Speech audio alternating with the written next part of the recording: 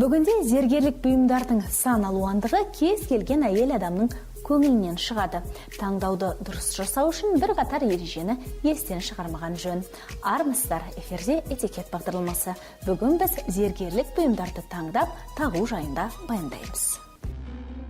Күндізгі зергерлік бұйымдар болып 5-ке дейін киілетіндер саналады. Одан кейін тек кешкі әшекейлер тағылады. Олар уақытқа ғана емес, баратын шараға байланысты да таңдалады. Іскерлік кездесулер көбіне күндізгі уақытта өтеді. Ол келіссөз немесе мерекелік жиын болуы мүмкін.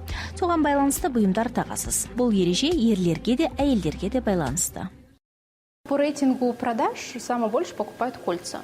Все-таки у нас почти 10 пальцев и всего 2 уха. Көпшілік зергерлік бұйымдар арасында сақинаға басымдық береді. Болашақ жарларына ұсыныс жасағанда сыйланатындар мен неке жүзіктері алдыңға қатарда.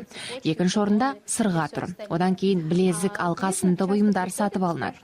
Бізден күнделікті киілетін сырғаны көп сұрайды. Қазір халық әмбебап сырғаларды жиі таңдайды. Яғни кешке де жұмысқа да тағуға жарамды әшекейлерге сұраныс арта түседі. То есть можно и днем одеть, и с вечерним платьем они также будут гармонично смотреться. Ну, либо не вечернее платье, а там в кафе вечером, да, на ужин. Зергерлік бұйымдар киімнің түсі мен түріне қарай тағылады. Кешкі көйлек, іскерлік костюм, күнделікті киім болса да таққан әшекейлеріңізбен сәйкес келгені абзал. Мысалы, күлгін тасты көк және көгілдір киіммен киюге болмайды. Ал лағыл, қызыл көйлек пен көгілдір, ақық көгілдір немесе жасыл түстермен сәйкестенбейді. Ақ және сары металл түрлерін бірге тағуға болмайды деген пікірді жиі естуге болады. Бірақ бұл қате. Мәселен, алтын немесе платина, сары және ақ алтын бір бұйымда кездеседі. Ол сақина немесе білезік болуы мүмкін. Бірақ алтын сақинамен бірге күміс сағатты тағуға болмайды. Ол талғам жоқтығының белгісі.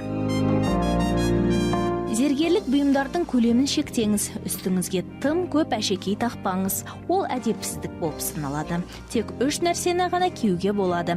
Неке сақинасы да соның ішіне кіреді. Іскерлік кездесулерге түрлі нышандар бейнеленген әшекейлер тақпаңыз. Зодиак белгілері, атыңыз жазылған немесе жүрек пішіндегі бұйымдардан бас тартыңыз. Танымал брендтердің атауы да әшекейде болмағаны жөн. Халықаралық хаттамаға сәйкес, әйел адамның үстіндегі зергерлік бұйымдардың саны 13-тен аспауы тиіс. Түйме де соған кіреді. Қолғап кисеңіз үстінен сақина тағуға болмайтын ұмытпаңыз. Ал білезік киюге рұқсат беріледі. Кешке тағылатын бұйым бағасы қымбатырақ болған абзал. Ер адам бір ретте тағатын зергерлік бұйымдардың да саны шектеулі. Ең алдымен алтыннан жасалған неке сақинасы тағылады. Көбіне мұндай жүзіктер сары алтыннан жасалады. Сондай-ақ ата-бабаларынан қалған немесе мөрі бар сақина тағуға болады. Ел таңбасы бар әшекейлерді көбіне ақсүйектер отбасының мүшелері киеді. Олардың арасында айырмашылықтар бар. Мәселен, нышан бейнеленген жүзіктегі жазбалар айналы түрде нақыштап салынады. Ер адамның темекі сауытын асыл тастармен көздеуге болмайды.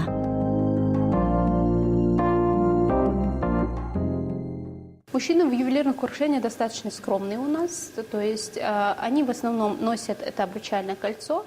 Ер азаматтар зергерлік бұйымдарға аса қатты көңіл бөлмейді. Олар негізінен неке жүзіктерін немесе мөрі бар сақина тағады. Көбіне күміс заттарды сатып алады. Сондай-ақ ерлер қысқышпен ілмек тағады. Әрине, қошқыл көк түсті таңдайды. Ал кештерге біз металдан жасалған бауы бар сағат тағуды ұсынамыз. Ол классикалық киімдерге жақсы келеді. Терден әзірленген бауларды күнделікті киіммен сәйкестендірген жөн. Это подходит к классическому стилю. С кожаным ремешком это больше такой стиль casual. Мамандар әйел адамдарға қатысты тағы бір қатар кеңес береді. Тана моншақты түймелері көзге көрінбейтін көйлекпен тағу керек. Ол сол жақтан киіледі. Оны киімнің жағасына да іліп қоюға болады. Қазір белге тағылатын тана моншақ түрлері де бар. Этикетке сәйкес білезіктер оң қолға тағылады. Егер ол таспен безендірілсе, онда оны білектен сәл жоғары киіңіз. Егер бұйым жіп күйінде жасалса, оны қолдың буынына дейін түсіріңіз. Жылтыр тасты немесе салпыншағы бар әшекейлер мен алқалар тек иығы ашық көйлек пен үлкен мерекелерде тағылады. Зергерлік бұйымдарды таққан кезде олардың тым көп болып кетпеуін қадағалап отырыңыз. Этикет ережелерін есте ұстап, табысқа бірге қол жеткізейік.